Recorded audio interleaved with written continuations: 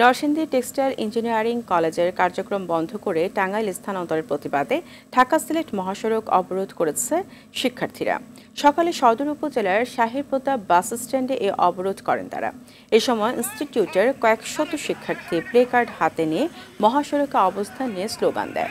এতে ঢাকা সিলেট মহাসড়কে যানবাহন চলাচল বন্ধ হয়ে পড়ায় দুর্ভোগে পড়েন যাত্রীরা।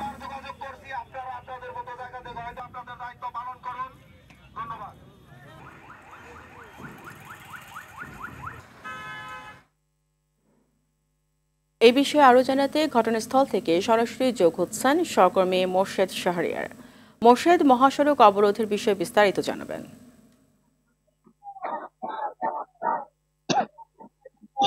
ফারিয়া, আপনি যেমনটা বলছেন যে ঢাকা সিলেট মহাসড়কের শাহীপ্রতাপ যে মোড়টা, এই মোড়ে নরসিংদী টেক্সটাইল ইঞ্জিনিয়ারিং কলেজ যে শিক্ষার্থীরা, আন্দোলনের শিক্ষার্থীরা, তারা অবরোধ করে রাখছে। সকাল 11:30টার থেকে তারা অবরোধ করে রাখছে।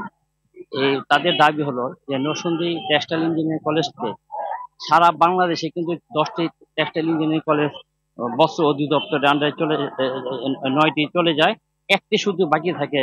তারা এখনো তাঁত অধিদপ্তরের আন্ডারে আছে। গতকালকে তারা একটা সরকারি আদেশ পায় যে নরসিংদী টেক্সটাইল ইঞ্জিনিয়ারিং কলেজকে টোটালি বন্ধ করে দিয়ে টাঙ্গাইল টেক্সটাইল ইঞ্জিনিয়ারিং কলেজের অধিদপ্তরের আন্ডারে তারা যাতে এই বছরের কার্যক্রম চালাতে পারে, এই একটা প্রজ্ঞাপন জারি করার পরে আজকে তারা ঢাকা সিলেট মহাসড়ক অবরোধ করে রাখে।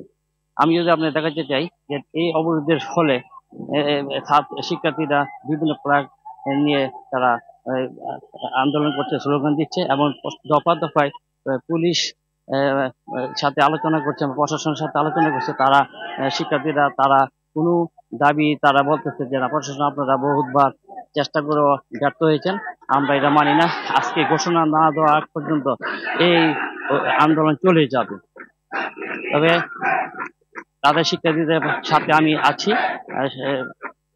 সামনে আপডেট দিলে আপনাকে আবার জানাবো। ফারিয়া, এই ছিল আমাদের নরসিংদী শাহীপ্রতাপ টেক্সটাইল ইঞ্জিনিয়ারিং কলেজ অবরোধের সর্বশেষ। আপনাকে ধন্যবাদ।